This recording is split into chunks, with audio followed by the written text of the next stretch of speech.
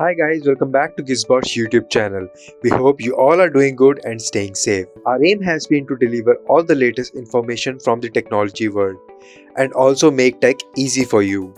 We have shared several tips and tricks videos that help you with easy smartphone and PC application usage. This video is a guide to use split screen feature on Samsung smartphones. So without any further delay, let's begin.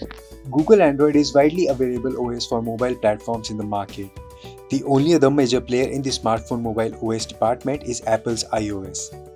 A major chunk of users is bent towards Android smartphones, which are primarily due to the availability of numerous third-party apps and several useful features. Apart from the Chinese smartphone brands, which are dominating the market for the feature-packed affordable smartphones, Samsung is also popular amongst the masses.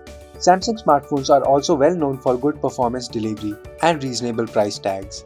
The company currently offers its custom One UI skin overlay, the Android OS. Notably, the brand has already released the One UI 3.0 Android 11 stable update for several of its smartphones. Several of the company's smartphones are still running on Android 10 and Android Pie OS.